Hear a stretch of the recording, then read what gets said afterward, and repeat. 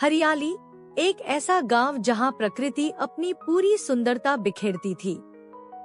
यहाँ के लोग सीधे सादे और मेहनती थे, लेकिन उनकी किस्मत हमेशा उनके साथ नहीं रहती थी।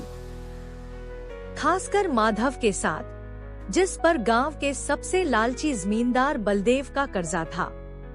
माधव स्वयं से बुदबुदाते हुए, हे भगवान, इस बार भी फसल अच्छी नहीं हुई। बलदेव जिमीदार को कर्ज कैसे चुकाऊंगा। माधव फावड़ा चलाता रहता है। अचानक फावड़ा जमीन के नीचे किसी कठोर चीज से टकराता है। एक ठक की आवाज आती है। यह क्या है?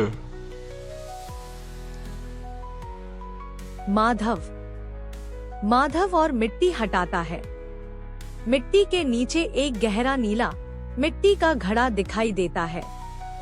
घड़े पर कुछ प्राचीन अस्पष्ट आकृतियां खुदी हैं, जो हल्की चमक रही हैं। माधव आश्चर्य से, अरे, यह तो कोई पुराना घड़ा है, इतना खूबसूरत। माधव सावधानी से घड़े को बाहर निकालता है। वह घड़े को निहारता है, फिर उसे उठाकर घर की ओर चल पड़ता है। माधव की झोपड़ी के अंदर शाम। झोपड़ी के अंदर का दृश्य। राधा चूल्हे पर खाना बना रही है। रिया एक कोने में खेल रही है। माधव घड़ा लेकर अंदर आता है। अरे माधव, ये क्या ले आई? इतना पुराना घड़ा कहाँ मिला? जमीन खोदते हुआ मिला राधा, मिट्टी में दबा हुआ था, कुछ खास लग रहा है। माधव घड़े को जमीन पर रखता है और उसे कपड़े से पोंछता है। घड़ा और ज्यादा चमकने लगता है। रिया दौड़कर पास आते हुए, बाबा, यह कितना सुंदर है, क्या मैं इसे देखूं? माधव, हाँ मेरी बच्ची, पर ध्यान से। रिया घड़े के मुंह में झांकती है। उसे कुछ नहीं दिखता। उसके हाथ में एक पुराना टूटा हुआ सिक्का है जिससे वह खेल रही थी। अनजाने में वह सिक्का घड़े के अंदर फेंक देती है। रिया सिक्का फेंकते हुए, अचानक घड़े से एक तेज सुनहरी चमक निकलती है। कड़म की आवाज आती है और फिर चमक तुरंत शांत हो जाती है। माधव, राधा और रिया चौंक जाते हैं। राधा, यह क्या था? माधव चौंकते हुए, पता नहीं। माधव घड़े के अंदर देखता है। उसकी आंखें खुली रह जाती हैं। माधव हैरानी से, राधा, रिया, घड़े में एक नहीं 2 सिक्के हैं। राधा पास आकर देखती है। चमत्कार, यह कैसे हो सकता है? माधव खुशी से, यह जादुई घड़ा है राधा, इसने सिक्के को 2 गुना कर दिया है। माधव एक पत्थर घड़े में डालता है। कड़म की आवाज आती है और घड़े से 2 पत्थर निकलते हैं। तीनों के चेहरों पर खुशी और अविश्वास का भाव है। माधव और राधा अब पहले से ज्यादा खुश और संतुष्ट दिख रहे हैं। उनकी झोपड़ी थोड़ी बेहतर है। जादुई घड़े ने माधव के परिवार की किस्मत बदल दी थी। उन्होंने घड़े का इस्तेमाल समझदारी से किया। सबसे पहले उन्होंने कर्जा चुकाया और फिर जरूरतमंदों की मदद भी की। लेकिन उन्होंने घड़े का रहस्य किसी को नहीं बताया। राधा, माधव, अब हमारे पास पर्याप्त अनाज है। रिया के लिए नए कपड़े भी आ गए हैं। हमें किसी चीज की कमी नहीं है। माधव, हाँ राधा, इस जादुई घड़े ने हमें सब कुछ दे दिया, लेकिन हमें इसका इस्तेमाल कभी भी लालच से नहीं करना चाहिए। माधव और राधा हंसते हैं। उसी समय खिड़की के बाहर से एक परछाई गुजरती है। यह कालू है, जो झाड़ियों में छिपा हुआ है और उनकी बातें सुनने की कोशिश कर रहा है। कालू स्वयं से फुसफुसाते हुए, जरूर कुछ गड़बड़ है। माधव इतना जल्दी अमीर कैसे हो गया? जमींदार साहब को बताना पड़ेगा। कालू छिपकर माधव के घर से दूर चला जाता है। बलदेव की हवेली, रात। अपने आलीशान कमरे में बैठा है। उसके चेहरे पर चिंता और लालच का मिश्रण है। कालू उसके सामने खड़ा है। बलदेव, तो कालू, तुम्हें क्या पता चला? माधव ने इतनी जल्दी कर्जा कैसे चुकाया? कालू झुककर, मालिक, मैंने अपनी आंखों से देखा। माधव के पास एक जादुई घड़ा है। वह किसी भी चीज को दोगुना कर देता है। मैंने उसे सोने की मूर्ति डालते और 2 मूर्तियों को निकालते देखा। बलदेव आंखें चौड़ी करके, जादुई घड़ा दुगुना करता है? वाह, यह तो बहुत अच्छी खबर है। यह घड़ा मेरा होना चाहिए। मैं इस गांव का, बल्कि पूरी दुनिया का सबसे अमीर आदमी बन जाऊंगा। कालू, जी मालिक। बलदेव, कल सुबह माधव को तुरंत मेरे पास बुलाओ। बलदेव जोर से हंसता है। उसकी हंसी कमरे में गूंजती है। कालू डर कर सिर झुका लेता है। अपनी कुर्सी पर शान से बैठा है। माधव उसके सामने डरकर खड़ा है। रिया डरती हुई झरोखे के पीछे से सब देख रही है। बलदेव नम्रता का दिखावा करते हुए, आओ माधव, मैं तुम्हारी ईमानदारी से बहुत खुश हूँ। सुना है तुम्हारे पास कोई पुराना घड़ा है। मैं पुरानी चीजों का शौकीन हूँ। क्या तुम मुझे वह दिखा सकते हो? माधव हिचकिचाते हुए, मालिक, वह बस एक साधारण टूटा हुआ घड़ा है। बलदेव गुस्से में चिल्लाते हुए, मत बोलो, मुझे सब पता है। वह जादुई घड़ा है। अगर तुमने वह घड़ा मुझे नहीं दिया तो मैं तुम्हारी जमीन, घर सब छीन लूंगा और तुम्हें गांव से निकाल दूंगा। माधव हाथ जोड़कर, मालिक, ऐसा मत कीजिए। वह हमारी रोजी रोटी है। बलदेव क्रूरता से हंसते हुए, रोटी?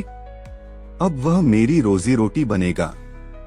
जाओ और अभी घड़ा लेकर आओ, वरना। माधव के पास कोई चारा नहीं बचता। वह भारी मन से घड़े को लेने चला जाता है। कुछ देर बाद माधव जादुई घड़ा लेकर वापस आता है और बलदेव के सामने रख देता है। बलदेव की आंखें चमक उठती हैं। बलदेव घड़े को हाथ में लेकर, आखिरकार यह मेरा है। बलदेव घड़े में एक सोने का सिक्का डालता है। कड़म की आवाज आती है और 2 सिक्के निकलते हैं। बलदेव पागलपन में हंसता है। बलदेव, हाँ हाँ हाँ, यह अद्भुत है। कालू, मेरे सारे हीरे जवाहरात ले आओ। कालू हीरे जवाहरात लाता है। बलदेव एक हीरे का हार घड़े में डालता है। कड़म की आवाज आती है और 2 हार निकलते हैं। बलदेव का लालच बेकाबू हो जाता है। बलदेव पागलपन में, अब मैं खुद को दुगुना करूंगा। एक बलदेव इस गांव पर राज करेगा और दूसरा पूरी दुनिया पर। कालू डरते हुए, मालिक, ऐसा मत कीजिए। क्या पता। बलदेव गुस्से में, चुप रहो, मेरी बात मानो। मुझे पकड़ो और घड़े के अंदर डालो। बलदेव जो काफी मोटा है घड़े के मुंह के पास आता है। वह अंदर जाने की कोशिश करता है। कालू अनिच्छा से उसे पकड़ता है। तभी रिया, जो अभी तक छिपकर देख रही थी, अचानक बाहर निकलती है और जोर से चिल्लाती है। रिया चिल्लाते हुए, जिमीदार, घड़े में कुछ डालने से पहले उसका एक रहस्य जान लो। बलदेव घड़े के मुंह से थोड़ा बाहर निकलता है और गुस्से से रिया की ओर देखता है। बलदेव, कौन है यह बच्ची? क्या बकवास कर रही है? रिया हिम्मत दिखाते हुए, यह घड़ा सिर्फ चीजों को दुगना ही नहीं करता, बल्कि यह उनके साथ साथ उस चीज को डालने वाले के स्वभाव को भी दोगुना कर देता है। बलदेव भ्रमित होकर, इसका क्या मतलब है? रिया, इसका मतलब यह है कि अगर आप घड़े में घुस गए तो आप दुगने तो हो जाओगे, लेकिन आपका लालच भी दोगुना हो जाएगा और फिर दो गुने लालची बलदेव एक ही घड़े के लिए आपस में लड़कर एक दूसरे को खत्म कर देंगे। रिया की बातें सुनकर बलदेव के चेहरे का रंग उड़ जाता है। वह घबराकर घड़े से खुद को पूरी तरह बाहर खींच लेता है। उसके माथे पर पसीने की बूंदें हैं।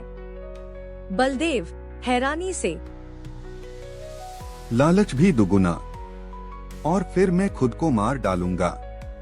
उसी क्षण एक तेज रोशनी घड़े से निकलती है। कड़क की आवाज आती है और घड़ा चकनाचूर होकर टूट जाता है। मिट्टी के टुकड़े जमीन पर बिखर जाते हैं। शायद घड़े ने अपना अंतिम और सबसे महत्वपूर्ण काम पूरा कर लिया था, बलदेव को उसके लालच की भयानक सच्चाई से अवगत कराना। कुछ देर बाद घड़े के टुकड़े जमीन पर पड़े हैं। बलदेव अब शांत खड़ा है। उसके चेहरे पर लालच की जगह पछतावा है। माधव और राधा भी वहीं हैं। बलदेव गहरी सांस लेते हुए, माधव, रिया, मुझे माफ कर दो। रिया, तुमने मेरी जान बचाई। मेरा लालच मुझे अंधा बना चुका था। मैंने अपनी सारी खुशी खो दी थी दौलत के पीछे भागते हुए। इस घड़े ने मुझे सबसे बड़ा सबक सिखाया। माधव हैरानी से, मालिक, बलदेव माधव की ओर मुड़कर, माधव, तुम्हारी जमीन, तुम्हारा घर, सब तुम्हारा है, और मैं आज से गांव के किसी भी किसान से कर्जा नहीं लूंगा। मैं अपने धन का उपयोग गांव की भलाई के लिए करूंगा। माधव और राधा खुशी से एक दूसरे को देखते हैं। रिया मुस्कुराती है। उस दिन के बाद बलदेव जमींदार बदल गया। हरियाली गांव में शांति और समृद्धि वापस लौट आई और रिया की समझदारी ने न केवल अपने परिवार को बचाया, बल्कि पूरे गांव को एक नए खुशहाल भविष्य की राह दिखाई। राधा, रिया और बदल चुका बलदेव मुस्कुराते हुए एक दूसरे को देख रहे हैं। सूरज चमक रहा है। नैतिक शिक्षा। लालच एक ऐसी आग है जो अंततः सब कुछ भस्म कर देती है। संतोष और ईमानदारी सबसे बड़ा धन है जो आपको सच्ची खुशी देते हैं।